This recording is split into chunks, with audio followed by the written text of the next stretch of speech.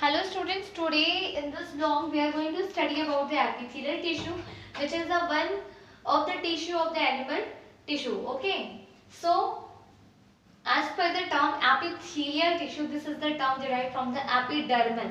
Epidermal means skin. Okay, epidermal means skin, so it is related to that. That means it is the covering part of the body. So we could say the definition here.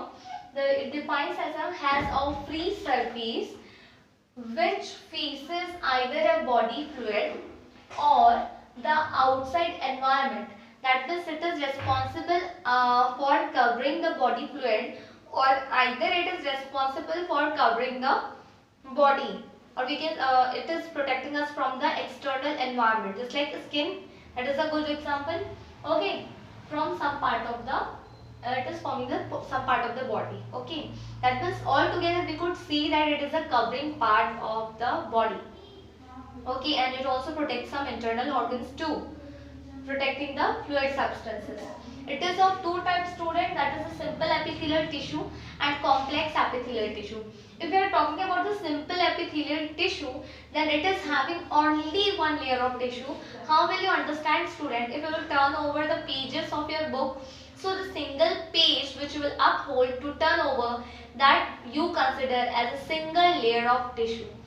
On the contrary, we could see here complex epithelial tissue. So the same tissue, if we were talking about the same tissue, but we would think that it is having 2 to 3 layers more. So that is quite thick. Simple epithelial, we are studying only about the one layer of tissue, but here we are studying more than 2 layers of tissue.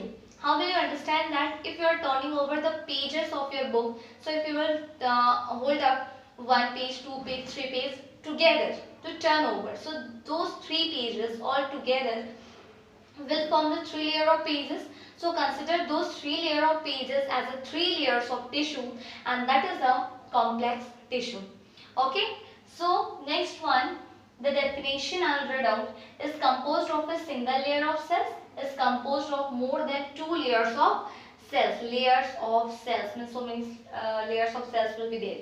So simple epithelial tissue and complex, they are not very much different, but the difference is that whatever we'll study in a single layer, complex deals with its thickness, it deals with its of more layers. Okay, so here we could see few examples of the simple epithelial. How many types are there?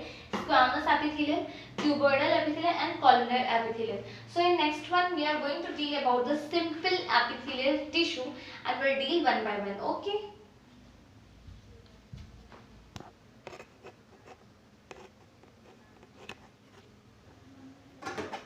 Okay students, now we will see the simple epithelial tissue. As we are knowing that simple epithelial tissue is made up of single layer of tissues, right?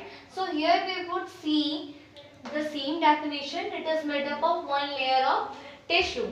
Okay, now there are different type of epithelial tissue, simple epithelial tissue, that is the squamous, cuboidal and columnar. Student, you would have noticed here some of the shape is being hidden, or some of the shape is mentioned in this name, right? So it's like a squamous. Which shape? Yes, obvious. Square. Cuboidal, what do you think? Cuboid. Next, columnar. Column, that is cylindrical. Okay, so let us see what is there. Squamous epithelial tissue, these are the tissues which is having a flattened cells. We are knowing that tissue, that is a group of cells. So here whatever the cells are present, that is the flattened cells or is in the form of square shape. So within this tissue, each cell will be flattened and will be of square shape. So the first is made up of single layer of flattened cells which appears to be square in structure, each cell. Okay. Next one we could see cuboidal. From the name itself it is clear, cube shape, like, then definitely that the cells, the tissue will be comprising those single layer of cells which would be appearing in the shape, that is a cuboid shape. So here the definition is composed of single layer of cube-like cells. Okay, cube-like cells. Next, columnar, as I have told you, cylindrical. Okay, so is composed of single layer of tall and slender cells. Cylindrical cells, tall it will be, just like if you will see a pillar. pillar, how it is cylindrical and elongated, right? So similarly here here it is the same. Now let us see example of squamous epithelium, where it is present. Origination, we could say walls of blood vessels. Blood vessels, we are knowing that arteries and veins where the blood is running, so we are telling those arteries and veins as a blood vessels. So it is present here, okay, in the walls of the blood vessels. Next one, air sacs of lung. Air sac of lungs, we are knowing alveoli, that is known as the air sac of lungs. Thousands and thousands of alveoli are present in each of the lungs. So whenever we are inspiring, those oxygen molecules enter, or the air enters within the sac, and it gets swollen, or we can say it blows, है ना? So those air sac is also having this squamous epithelium tissue, and overall they are responsible for the diffusion, that is they are being a protective layer, or being a lining of the organs, or being a lining of some of the blood vessels, or we could say we have seen that air sac of the lung.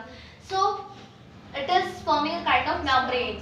So what we can say that overall its function is diffusion. Diffusion you have studied in the junior classes, that is movement of substances from higher concentration to lower concentration through a semi-permeable membrane.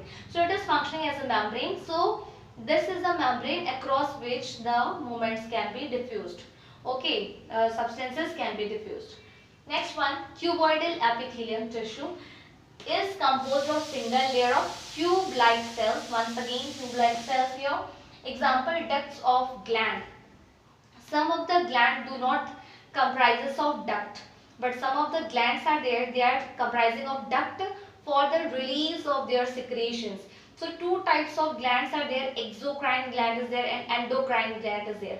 So basically exocrine gland comprises of duct, so that whatever secretion is there, whatever the things they have secreted, or the enzymes would be there, that can be released out through that duct. Okay, so it is present, this cuboidal cells or cuboidal tissues are present in the duct of glands. Tubular parts of nephron. Nephron is a unit of filtration. Students, remember, nephron is a unit of filtration in each kidney. So many units of nephron are present in that kidney. Therefore, the filtration of urine is possible. Otherwise, it would have not been possible for the filtration. So we can say it is a filtration unit, which is a cup-shaped like structure. Okay, so tubular parts of nephron in kidney. So different tubular part is there which is connected to the nephron. So that reason is also having the cuboidal tissues or cuboidal cells, we could say. Columnar epithelial tissues. So here it is, once again let us see the definition, is composed of single layer of tall and slender cells. Cylindrical shapes of cells are there. Then the difference is that they are having the nucleus located at the base. At the base they are having the nucleus. So the cell is present. So it is not present in the center, but in the base of the cell this nucleus is present. Now where it is present, origination we will see. Lining of stomach and intestine. Intestine and stomach is inner lined by this type of columnar cells. Basically, if we are talking about the villi, villi you know na very nicely. What is this villi? That is functioning for secretion and absorption, right? So what they secrete, what they absorb, they are absorbing the digested food material, just like proteins, vitamins, minerals, fats in the intestine, right? And making it mix with the blood, due to it is having so many blood vessels, and it is supplying throughout the body. So here the main function of this is absorption and secretion. The main function of this columnar cells or tissues, we could say absorption and secretion. Here in the cuboidal cell also they are functioning as a secretion and absorption, functional unit for secretion and absorption. Okay, I hope this topic is clear to everyone. Next we will deal with the complex epithelial tissue. Okay.